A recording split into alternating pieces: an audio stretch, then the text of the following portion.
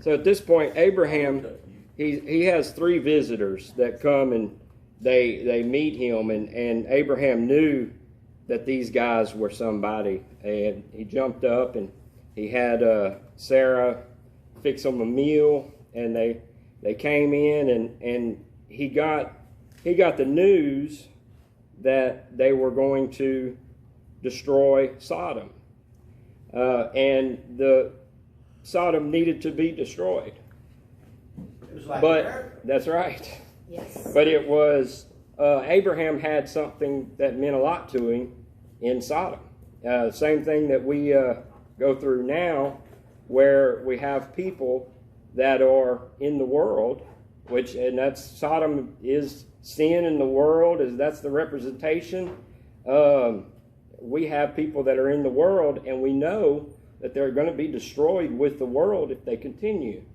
And here we have Abraham is about to start his plea with God, asking him to spare Lot and his family. And we'll start 18:23.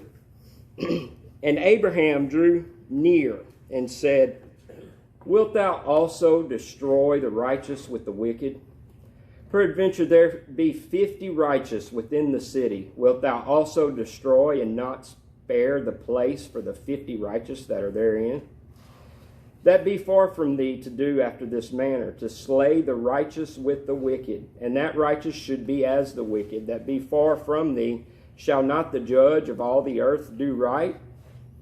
And as we're going through, just notice that, Abraham is speaking to God, and he's speaking to, and he's pleading with him, and there's one thing that the Bible teaches us is that God is always going to do the righteous thing, and he's always going to be justified in his actions. And it shows here that God is willing, not willing, he will spare those that are righteous, even amongst the wicked. But we also have to understand that we have to actually have the righteousness, which is Jesus Christ. And I think what we see a lot of times right now is we have the profession of faith, but we don't have faith. Yeah, that's right. So, I mean, if we just profess to be Christians, service. I could say I'm a plumber. I can even wear the clothes and have the wrenches and get under the sink, and I can work on pipes. And you would think I'm a plumber. Whenever I leave and your house floods, then you know, well, that guy wasn't a plumber at all. He looked like one. Because I wasn't certified. I didn't go to school and get my certification. I didn't have the qualifications. Right. Well, see, we have it easy. We have it easy because Christ paid the bill. Yeah. So our qualifications is simply trusting in him and having faith in him. But just saying I'm a Christian, that's not part of the qualifications. No. I think that's a lot of what we're seeing now. And I think this whole thing we've been going through is what's drawing those lines. You see a distinct line, and everybody's getting on one side or the other. And I think that's what we're seeing as we go throughout our days. So, and the Lord, verse 26, and the Lord said, "If I find in Sodom 50 righteous within the city, then I shall spare all the place for their sakes." And Abraham answered and said, "Behold, now I have taken upon me to speak unto the Lord, which am but dust and ashes. Peradventure there shall lack 5 of the 50 righteous. Wilt thou destroy all the city for lack of 5? And he said, If I find there 40 and 5, I will not destroy it. And he spake unto him yet again, and said, Peradventure there shall be 40 found there. And he said, I will not do it for 40's sake. And he said unto him, Oh, let not the Lord be angry, and I will speak. Peradventure there shall be 30 be found there. And he said, I will not do it if I find 30 there.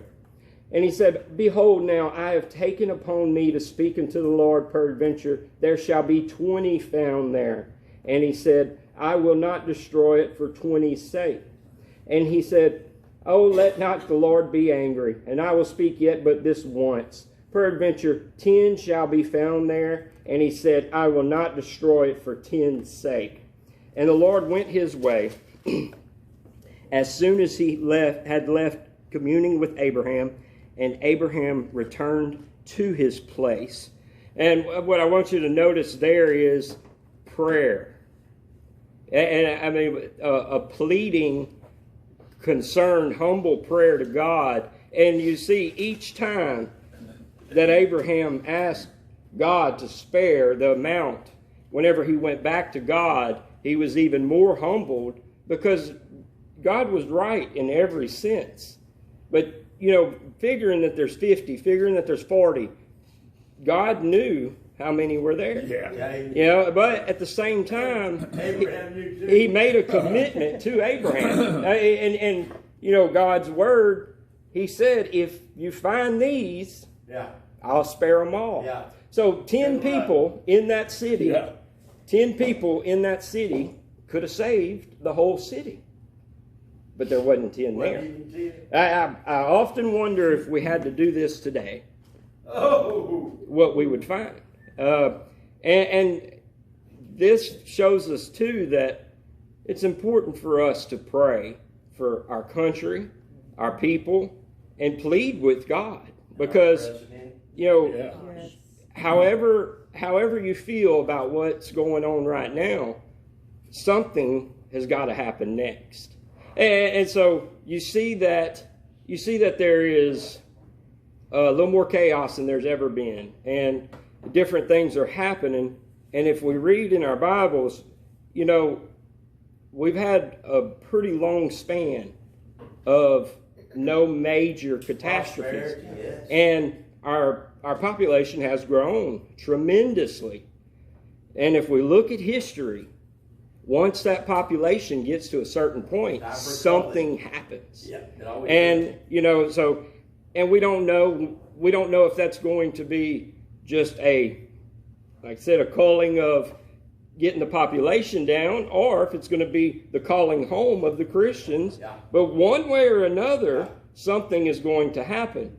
And I just think that we have to be vigilant, and right now more than ever, we have to be pleading with God, asking God for forgiveness for our family, for Christian unity in everything that we do. And we have to be a witness right now. And right now, more important than ever, to bring Christ to others wherever they are. And that's one of the biggest things about having these months off, is if you don't bring it to people, then you start to wander. Yeah, you start to lose that goal and those feelings of I need to help people. I need to help them to Christ. And so whenever we start chapter 19, in verse 1, and there came 2 angels to the gate of Soddom. Lot, seeing them, rose up to meet them, and he bowed himself with his face toward the ground, and he said, Behold now, my lords, turn in, I pray you, into your servant's house, and tarry all night, and wash your feet, and you shall rise up early and go on your ways. And they said, Nay, but we will abide in the street all night. And he pressed upon them greatly, and they turned in unto him, and entered into his house, and he made them a feast, and did bake unleavened bread, and they did eat. But before they lay down, the men of the city, even the men of Sodom, compassed the house round, both old and young, all the people from every quarter. And they called unto Lot, and said unto him, Where are the men which came in to thee this night? Bring them out unto us, that we may know them. And Lot went out at the door unto them, and shut the door after him, and said, I pray you, brethren, do not so wickedly. Behold, now I have 2 daughters which have not known man. Let me, I pray you, bring them out unto you. And do ye to them as is good in your eyes. Only unto these men do nothing. For therefore came they under the shadow of my roof. And they said, stand back. And they said again, this one fellow came in to sojourn, and he will needs be a judge. Now will we deal worse with thee than with them. And they pressed sore upon the man, even Lot, and came near to break the door. But the men put forth their hand and pulled Lot into the house to them and shut to the door. And they smote the men that were at the door of the house with blindness, both small and great, so that they wearied themselves to find the door. So, whenever we're reading this, and we have to understand what we're seeing. First of all, God is going to destroy Sodom. Lot is in Sodom. If you remember, whenever Lot and Abraham decided to go their different ways, Lot didn't move to Sodom. Lot pitched his tent toward Sodom in the valley next to it. Yeah, and that's what we talked about him. He wanted to look at it and keep an eye on it and see what was going on in the city. But now he is right in the middle of Sodom, and Lot met him at the gate. And who sits at the gate of the cities are the judges, or people that are over the city. And Lot was over a judge. He was a judge in a wicked city. And we see him do something that is, it's pretty extreme. So he offers his daughters to these men to replace these angels from God. He recognized them too. He did. He did. He knew. And we see that and we say, what a horrible, horrible thing. But I think the lesson here is whenever we get in the middle of the wicked, we start to sow wicked. Yeah, whether it's on purpose or whether it's out of compromise. Yeah, we start to sow wicked. And the only way he could protect these angels, in his mind, was to sacrifice his daughters. It gives a whole new meaning to Abraham's faith and his sacrifice of his son. Now we see why that is so important. He was willing to give up his healthy son just to God with no consequences. He could have just said, no, I'm not doing it. He was willing to do that. And God was building his faith. God needed a leader that he could trust to start a nation. At the same time, we have Lot, who is forced, more or less, to give his daughters. Because let's be honest, if these people got in his house, they were going to know everybody in that place. Oh, yeah. Nobody was going to be... Yeah. And the other thing is the reaction from the people. They didn't want the daughters. Oh, no. And what we're seeing right now in the world today is compromise. Let's compromise. Let's compromise. Well, nobody wants the compromise. You would think that just common sense would say, let churches have their gatherings. There's no more people in most churches than there is at any other retail establishment. Let's let them have their gatherings. But we're not seeing any compromise. No. And you notice that people would rather march forward and, stop people from doing things that they choose to do than just sit back and handle their own business themselves. Because what we're seeing is we're not seeing people looking out for our best interest, and that's what we feel like, or we're being told that's what it is. But that's impossible. Yeah. It's impossible for that to be the case. Just because whenever you're stopping someone from making their own decisions, you're not looking out for their best interest. No. When you're separating sick people. A married couple that's been together for 50 years and they can't see each other in their last days. Yeah. You're not looking out for their best interest. When you sell them something that causes cancer or something that causes impaired driving or something that has been killing people for 100 years consistently, and you stop people from seeing each other because they may get hurt, okay? Well, the cigarettes, alcohol, all these things, abortion clinics, they absolutely hurt. We know that if you continue this, something bad is going to happen. So it don't work. There's no compromise there. And you see that in this place here where they're pushing on the door. He's trying to make a deal. There's no compromise. They want those angels. Yeah. And I think God put it just like this so that we could see that and understand this. Where we're at today in America is different than where we've ever been, because Sodom was not destroyed because of one man. It wasn't destroyed because of the community. It wasn't destroyed because simply they were just had some wickedness. The city of Sodom condoned. They were okay with it. All of it. They were the homosexuality, the rampant perversion, and just everything that you're not supposed to do.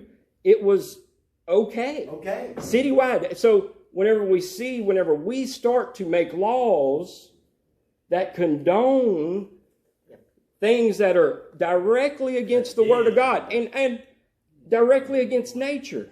Yeah.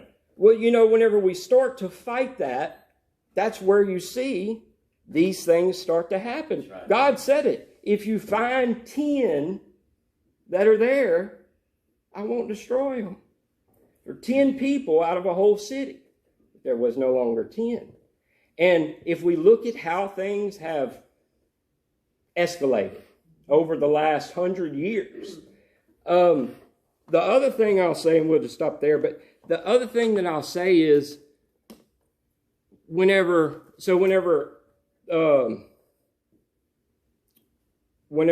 Abraham had finished his battle last time, and he kind of won the city there, or he defeated those kings. Whenever he came back, and you had the king of Sodom, and you had Melchizedek. We just went over that. So whenever that happened, now you notice that every time Abraham made a inroad or had a victory, Satan was waiting on him when he got back. Yeah. And that's right.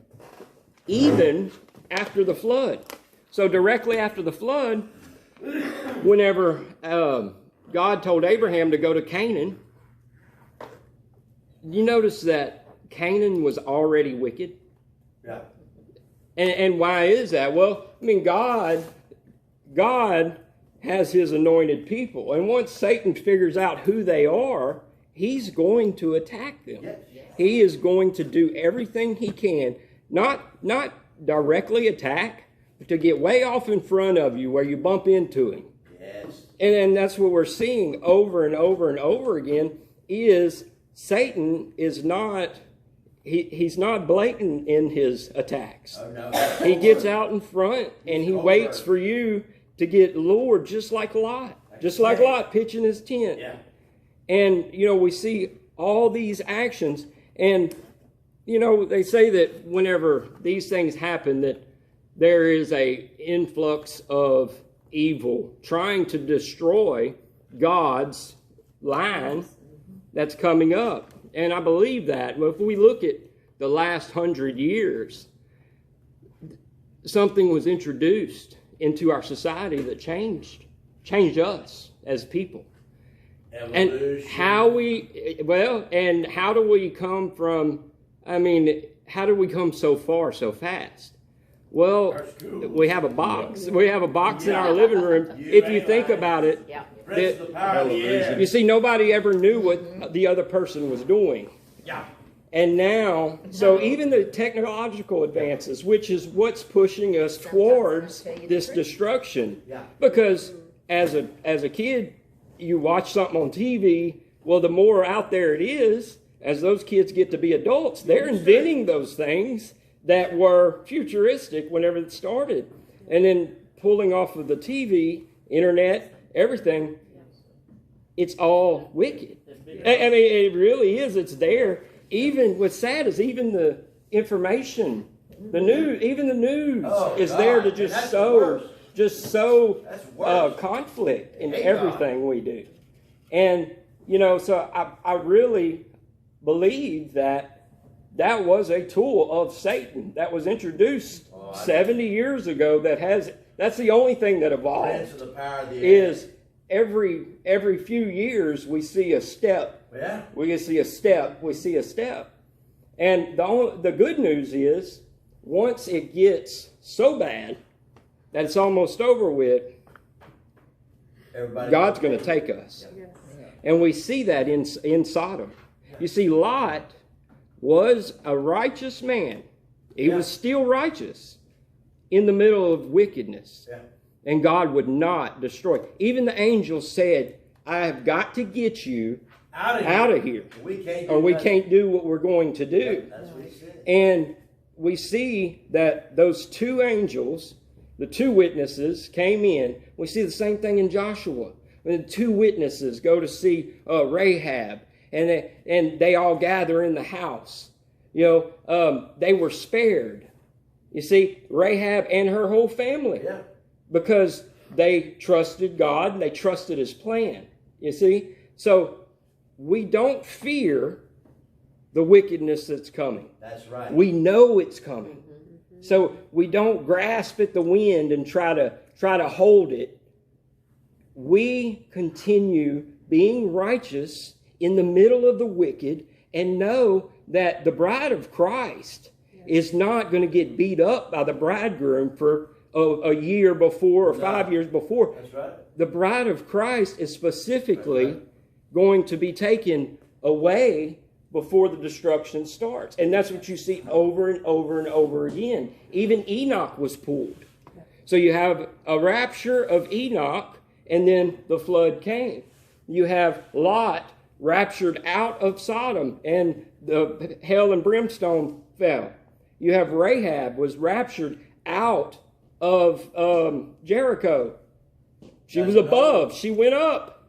You think about it. Her house was in the city wall at the top. So what that means is whenever they marched around, they blew those trumpets. Whenever they did, all those walls fell, and you had one tower with families in the top. Yeah. And that's what God is clearly telling us is continue to push, continue to fight for what is right, continue to fight for me, not with each other. You don't beat people to death with it. You don't tell them that they're wrong. No. Show who you are and show who Christ has made you by your actions and what we do, how we speak, and how we abstain or how we love, how we help. That is why the church can't meet right now. Because the church is the front line. Yeah. If you disable that, you disable a warning system and you disable an army. Yes. See, because Paul talks about, the soldier, because he was going into battle. Every single day he was in battle. And we are the front line that's going to stop wicked and stop the hell and brimstone. Well, what does Satan need to do? He needs to disable that front line. That's exactly what he's doing. And that's what he's doing. So whether we can meet or not, we must meet spiritually, and we must meet even if the doors close. We must continue to see each other, lift each other up, help each other, and be a family in Christ.